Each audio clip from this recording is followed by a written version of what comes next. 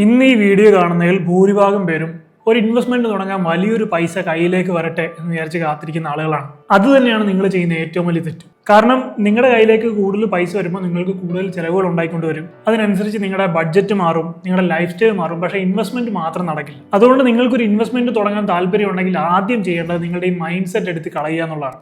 Investment തുടങ്ങാൻ നമുക്ക് ഒരിക്കലും അങ്ങനെ വലിയ സമ്പാദ്യത്തിന്റെ വലിയൊരു പൈസ കയ്യിലേക്ക് വരേണ്ട ആവശ്യമില്ല, അതിനുവേണ്ടി കാത്തിരിക്കേണ്ട കാര്യമില്ല. നമ്മുടെയൊക്കെ ജീവിതത്തിൽ പണം സമ്പാദിക്കുന്നതിനേക്കാളും നമ്മൾ അറിഞ്ഞിരിക്കേണ്ട വലിയൊരു സ്കില്ലാണ് അതെങ്ങനെ കൈകാര്യം ചെയ്യണമെന്നുള്ളത്. പലപ്പോഴും ഒരു നിക്ഷേപമൊക്കെ തുടങ്ങാൻ വലിയൊരു തുക കയ്യിൽ വേണമെന്നുള്ള തെറ്റിദ്ധാരണയാണ് പല ആളുകളും ഇത് വൈകിപ്പിക്കുന്നത്, അല്ലെങ്കിൽ ഒരിക്കലും തുടങ്ങാത്തത്. പക്ഷേ ഞാൻ നേരത്തെ പറഞ്ഞ കൃത്യമായിട്ടൊരു ഡിസിപ്ലിൻ നിങ്ങൾക്കുണ്ടെങ്കിൽ വളരെ ചെറിയൊരു എമൗണ്ടിലാണെങ്കിൽ പോലും നിങ്ങൾക്ക് റെഗുലർ ആയിട്ട് കൺസിസ്റ്റന്റ് ആയിട്ട് ഇൻവെസ്റ്റ് ചെയ്ത് തുടങ്ങാം. ഇപ്പോൾ എൻ്റെ ചിലവൊക്കെ കഴിഞ്ഞിട്ട് ബാക്കി വരുന്ന എന്തെങ്കിലും ഞാൻ ഇൻവെസ്റ്റ് ചെയ്ത് തുടങ്ങാമെന്ന് വിചാരിച്ചു കഴിഞ്ഞാൽ ഇതൊരിക്കലും നടക്കാൻ പോകുന്നില്ല. കാരണം നമ്മൾ എന്തിനാണ് പ്രിയോറിറ്റി കൊടുക്കുന്നത് അതായിരിക്കും ആദ്യം നടക്കുന്നത്. സോ നിങ്ങൾ നിങ്ങളുടെ ചെലവുകൾക്ക് ആദ്യം പ്രിയോറിറ്റി കൊടുക്കുമ്പോൾ നിങ്ങളുടെ വരുമാനം കൂടിയാലും ചെലവുകൾ ഇങ്ങനെ അതിനനുസരിച്ച് കൂടിക്കൊണ്ടിരിക്കും. കാരണം ഇന്ന് നിങ്ങൾക്ക് 20,000 രൂപ സാലറി ഉള്ളപ്പോൾ നിങ്ങളൊരു ബൈക്ക് വാങ്ങിച്ചു, നാളെ നിങ്ങൾക്ക് അത് കൂടി ഒരു 50,000 60,000 ആകുമ്പോൾ നിങ്ങളൊരു കാർ വാങ്ങിക്കും. പക്ഷെ അപ്പോഴേക്കും ഈ EMI-യുടെ കാര്യത്തിൽ നല്ല വ്യത്യാസം വരുന്ന കാരണം നിങ്ങളുടെ സാലറിയുടെ നല്ലൊരു പങ്ക് അങ്ങനെ പോകും. അപ്പോഴും നിങ്ങൾക്ക് ഇൻവെസ്റ്റ് ചെയ്യാൻ സാധിക്കില്ല. അതുകൊണ്ടാണ് പറയുന്നത് നമ്മുടെ ഇൻവെസ്റ്റ്മെന്റ്സ് ഓട്ടോമേറ്റ് ചെയ്യുക എന്നുള്ളത്. സാലറി കിട്ടുമ്പോൾ തന്നെ അതിൽ നിന്നൊരു 15 മുതൽ 20% വരെ ഇൻവെസ്റ്റ്മെന്റിലേക്ക് പോകുന്ന രീതിയിൽ സെറ്റ് ചെയ്ത് വെക്കുക. അപ്പോൾ അതിനെപ്പറ്റി ഞാൻ വീഡിയോ ഡീറ്റെയിൽ ആയിട്ട് ഓരോ സെക്ഷനായിട്ട് പറയുമ്പോൾ ഡീറ്റെയിൽ ആയിട്ട് വീഡിയോയുടെ ഒരു സെക്കൻഡ് ഹാഫിലാണ് അതിനെപ്പറ്റി ഡീറ്റെയിൽ ആയിട്ട്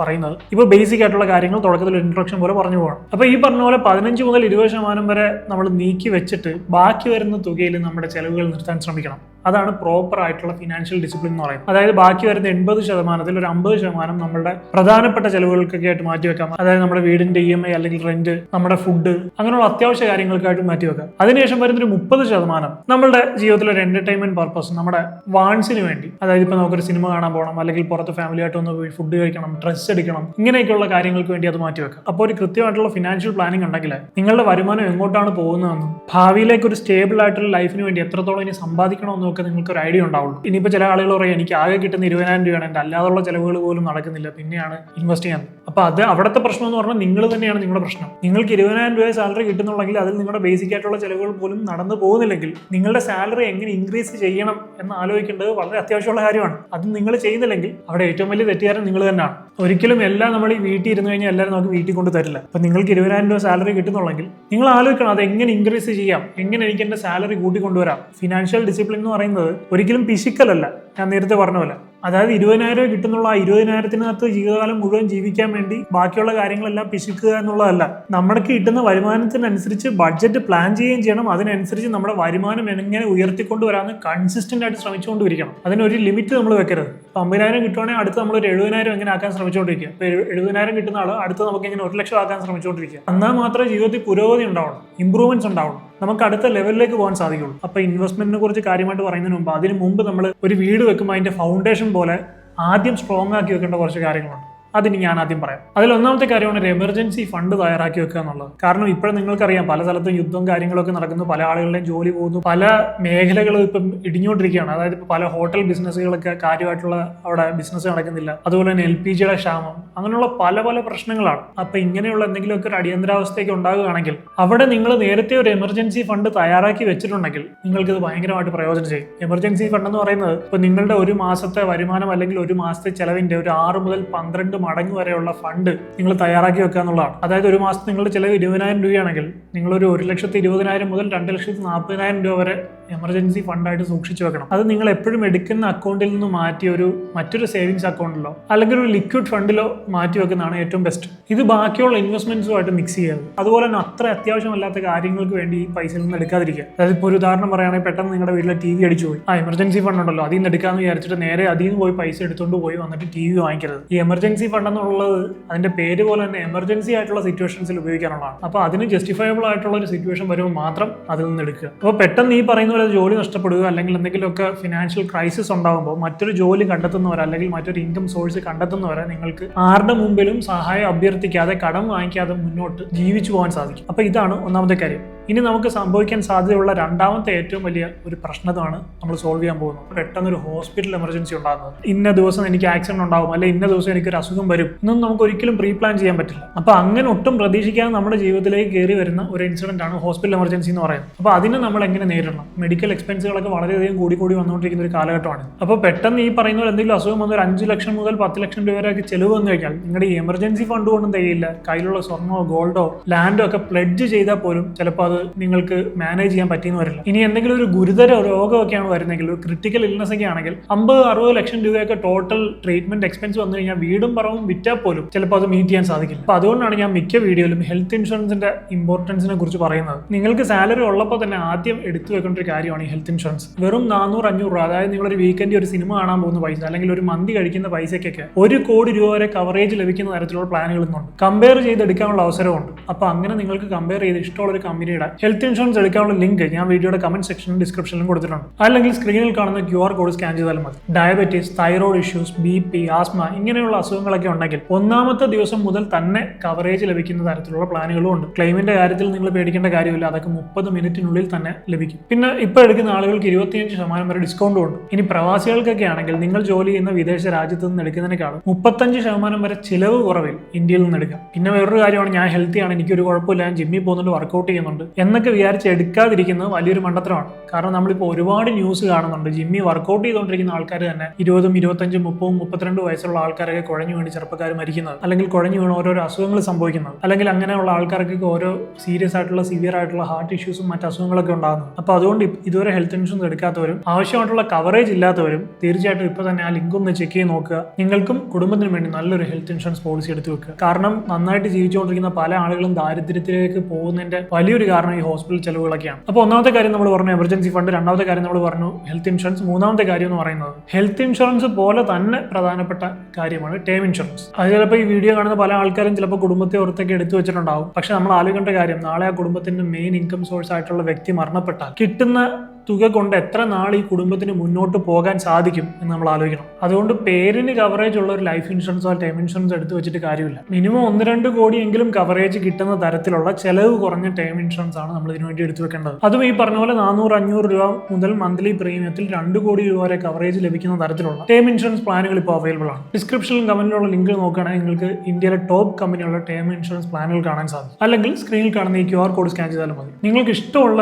പ്ലാൻ 15% വരെ ഡിസ്കൗണ്ടോടുകൂടി എടുക്കുക. പക്ഷെ പ്രീമിയത്തിലും കവറേജിലും ഒക്കെ നമ്മുടെ പ്രായം, വിദ്യാഭ്യാസം, ആരോഗ്യനില, അസുഖങ്ങളൊക്കെ പരിഗണിച്ചിട്ടായിരിക്കും പ്രീമിയത്തിലും കിട്ടുന്ന കവറേജിലൊക്കെ ചേഞ്ചസ് വരുന്നത്. ഓരോ വ്യക്തിക്കും ഓരോ രീതിയിലായിരിക്കും ചിലപ്പോൾ. പക്ഷെ അത്യാവശ്യം ഹെൽത്തി ആയിട്ടുള്ള ഡീസന്റ് സാലറി ഒക്കെ ഉള്ള ആളുകൾക്ക് തീർച്ചയായിട്ടും ഒന്ന് ചെക്ക് ചെയ്ത് നോക്കാം. ഈ പറയുന്ന പോലെ ക്യാൻസർ പോലുള്ള എന്തെങ്കിലും ക്രിട്ടിക്കൽ ഇൽനസ് വന്നാലോ അല്ലെങ്കിൽ അപകടത്തിൽ അംഗവൈകല്യം ഒക്കെ സംഭവിച്ചാലോ തുടർന്ന് ചിലപ്പോൾ ജോലി ചെയ്യാൻ സാധിച്ചെന്ന് വരില്ല. അപ്പോൾ അതിന് കവറേജ് കിട്ടുന്ന തരത്തിൽ എക്സ്ട്രാ ആഡ് ഓണുകൾ വേണമെങ്കിലും ചേർക്കാം. പ്രവാസികൾക്കൊക്കെ ആണെങ്കിൽ വിദേശ രാജ്യത്ത് നിന്ന് എടുക്കുന്നതിനേക്കാളും 30 മുതൽ 50% വരെ ചെലവ് കുറവിൽ ഇവിടെ നിന്ന് എടുക്കാൻ സാധിക്കും. നമ്മുടെ ഉത്തരവാദിത്തവും ബാധ്യതകളും ഒക്കെ തീരുന്നവരെങ്കിലും നമുക്ക് വേണമെങ്കിൽ പ്രീമിയം അടച്ചു പോകാം. ഇനി കാലാവധി കഴിഞ്ഞ് അടച്ച പണം തിരിച്ച് കിട്ടുന്ന തരത്തിലുള്ള പ്ലാനുകളും ഉണ്ട്. കുടുംബത്തിന്റെ സുരക്ഷയ്ക്ക് ഇത് വളരെ പ്രധാനമാണ്. അല്ലെങ്കിൽ ഞാൻ ഈ പറഞ്ഞ പോലെ കുടുംബത്തിന്റെ പ്രധാന വരുമാന സ്രോതസ്സായിട്ടുള്ള വ്യക്തി മരണപ്പെട്ടാൽ അടുത്ത കുറെ വർഷത്തേക്ക് കുടുംബം സാമ്പത്തികമായിട്ടും അല്ലാതെ നല്ല രീതിയിൽ ബുദ്ധിമുട്ടും. അപ്പോൾ ഇപ്പോൾ തന്നെ നിങ്ങൾക്ക് കമന്റിലോ ഡിസ്ക്രിപ്ഷനിലുള്ള ലിങ്ക് വഴി പോയിട്ട് നല്ലൊരു പ്ലാൻ നിങ്ങൾക്ക് വേണ്ടി തിരഞ്ഞെടുക്കാം. തീർച്ചയായിട്ടും ചെയ്തിരിക്കേണ്ട ഒരു ഇമ്പോർട്ടന്റ് കാര്യമാണിത്. അപ്പോൾ ഇതാണ് 3 ബേസിക് ആയിട്ടുള്ള ഫൗണ്ടേഷൻസ് എന്ന് പറയുന്നത്. ഇത്രയും നിങ്ങൾ ചെയ്തു കഴിഞ്ഞാൽ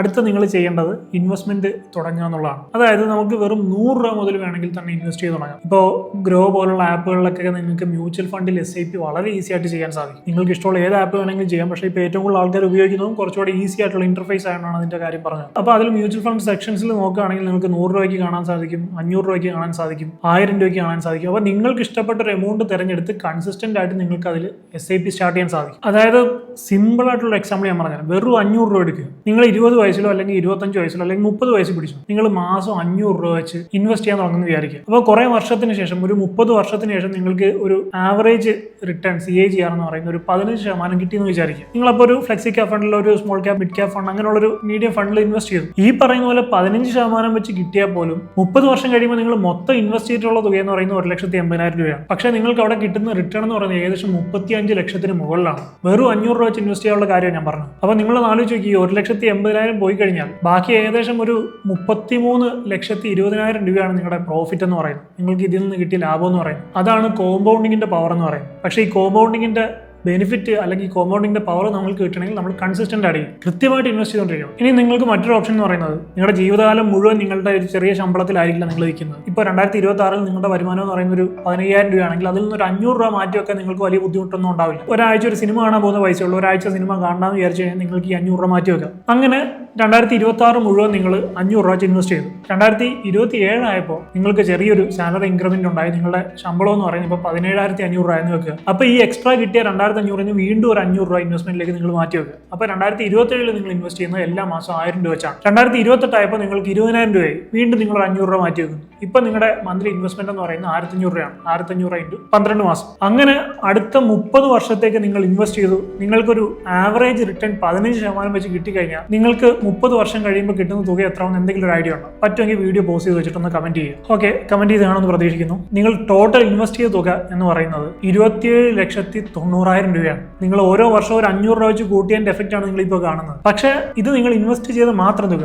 പക്ഷേ ഇവിടെ നിന്ന് നിങ്ങൾക്ക് കിട്ടിയ റിട്ടേൺ എത്രയാണെന്നറിയാം? അത് കേട്ടാൽ നിങ്ങൾ വീണ്ടും ഞെട്ടും. 2.4 കോടി രൂപ. വർഷം 500 രൂപ വെച്ച് ഇൻവെസ്റ്റ് ചെയ്ത് തുടങ്ങി ഓരോ വർഷവും ഒരു 500 രൂപ ആഡ് ചെയ്ത് വരുമ്പോൾ 30 വർഷത്തിന് ശേഷം നിങ്ങളുടെ സമ്പാദ്യം, നിങ്ങളുടെ ഇൻവെസ്റ്റ്മെന്റ് റിട്ടേൺ എന്ന് പറയുന്നത് 2.4 കോടി രൂപയാണ്. അതായത് 2,40,00,000 രൂപ. ഏകദേശം 2,15,00,000 രൂപയാണ് പ്രോഫിറ്റ് മാത്രം. കോമ്പൗണ്ടിങ്ങിന്റെ പവറിനെ കുറിച്ച് ഒന്ന് ആലോചിച്ചു. അപ്പോൾ ഇത് കേൾക്കുമ്പോൾ നിങ്ങൾക്ക് തോന്നുന്നുണ്ടോ ഇൻവെസ്റ്റ് ചെയ്യാനൊക്കെ വലിയ തുക ആവശ്യമാണ്? വെറും 500 രൂപയ്ക്ക് സ്റ്റാർട്ട് ചെയ്യാൻ പറ്റുന്ന കാര്യങ്ങളാണ്. പക്ഷെ അതിനെപ്പറ്റി ആർക്കും ബോധ്യമില്ല, ചിന്തിക്കുന്നില്ല. അതുകൊണ്ടാണ് ഇൻവെസ്റ്റ്മെന്റ് ഇങ്ങനെ നീട്ടി വെക്കുന്നത്. ഇനി മറ്റൊരു ഓപ്ഷൻ, നിങ്ങൾ മാസം വെറും 100 രൂപ വെച്ച് ഇൻവെസ്റ്റ് ചെയ്യുന്നു വിചാരിക്കുക. അപ്പം ഓരോ വർഷവും ഈ ഇൻവെസ്റ്റ് ചെയ്യുന്ന തുക നേരെ ഡബിൾ ആക്കും.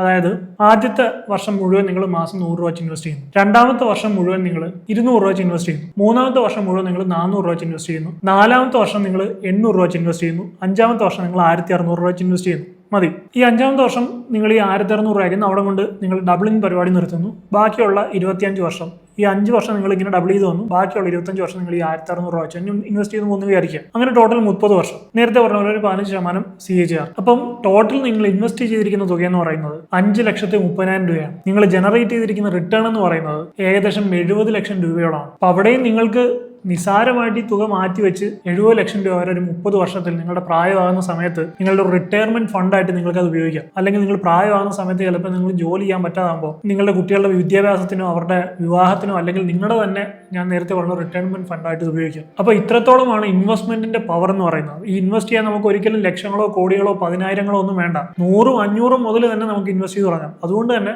ഒരിക്കലും നിങ്ങൾ നാളെ എനിക്ക് പൈസ ഉണ്ടാക്കിയിട്ട് ഞാൻ ഇൻവെസ്റ്റ്മെന്റ് തുടങ്ങാന്ന് പറഞ്ഞാൽ ഒരിക്കലും കാത്തിരിക്കരുത്. ഇപ്പം നിങ്ങളുടെ കയ്യിൽ എന്താണോ ഉള്ളത് അത് വെച്ച് ഇൻവെസ്റ്റ് ചെയ്ത് തുടങ്ങാം. 100-എങ്കിൽ 100, 500-എങ്കിൽ 500, 1000-എങ്കിൽ 1000 അത് വെച്ച് ഇൻവെസ്റ്റ് ചെയ്ത് തുടങ്ങാം. കാരണം ഇൻവെസ്റ്റ്മെന്റിന് നാളെ നമുക്ക് വെൽത്ത് ഉണ്ടാക്കി തരാൻ അത്രത്തോളം കേപ്പബിലിറ്റി ഉണ്ട്. കോമ്പൗണ്ടിങ്ങിന്റെ പവർ എന്ന് പറയുന്നത് അത്രത്തോളമാണ്. അപ്പോൾ തീർച്ചയായിട്ടും ഇതൊരിക്കലും നാളത്തേക്ക് മാറ്റി വെക്കാതിരിക്കുക. ഇങ്ങനെ നിങ്ങളുടെ സാമ്പത്തികം ശരിയായിട്ട് കൈകാര്യം ചെയ്യുന്നതിനോടൊപ്പം നിങ്ങൾ സമ്പാദിക്കുന്ന പണം സംരക്ഷിക്കാനും കുടുംബത്തെ നിങ്ങളില്ലെങ്കിലും സാമ്പത്തികമായിട്ട് സുരക്ഷിതമാക്കാനും നിർബന്ധമായിട്ടും ഹെൽത്ത് ടേം ഇൻഷുറൻസുകൾ എടുത്തു വെച്ചിരിക്കണം. ഇതൊരിക്കലും പിന്നത്തേക്ക് മാറ്റി വെക്കേണ്ട ഒരു കാര്യമല്ല. നിങ്ങളുടെ കുടുംബത്തിന്റെ സാമ്പത്തിക സുരക്ഷയെ ബാധിക്കുന്ന വളരെ ഇമ്പോർട്ടന്റ് ആയിട്ടുള്ള കാര്യമാണ്. ടേം ഹെൽത്ത് ഇൻഷുറൻസുകൾ എടുക്കാനുള്ള ലിങ്ക് ഞാൻ കമന്റിലും ഡിസ്ക്രിപ്ഷനിലും കൊടുത്തിട്ടുണ്ട്. അല്ലെങ്കിൽ ഈ കാണുന്ന QR കോഡ് സ്കാൻ ചെയ്താലും മതി. അപ്പോൾ നിങ്ങളുടെ കയ്യിലുള്ള ഒരു ചെറിയ എമൗണ്ട് വെച്ച് തന്നെ എങ്ങനെ ഹെൽത്തി ആയിട്ടുള്ള ഒരു ഫിനാൻഷ്യൽ ലൈഫ് ഉണ്ടാക്കിയെടുക്കാം അല്ലെങ്കിൽ ഈ ഒരു ഇൻവെസ്റ്റ്മെന്റ് തുടങ്ങാം എന്നൊക്കെയായിരുന്നു നമ്മുടെ ഈ വീഡിയോയിൽ ടോപ്പിക്. അത് നിങ്ങൾക്ക് വ്യക്തമായിട്ട് മനസ്സിലായി കാണുമെന്ന് ഞാൻ പ്രതീക്ഷിക്കുന്നു. I hope you find this video helpful. If you like this video, please like, share and subscribe, and please don't forget to enable the bell button. I'll see you in my next video. I'm Adil Hussain, signing off.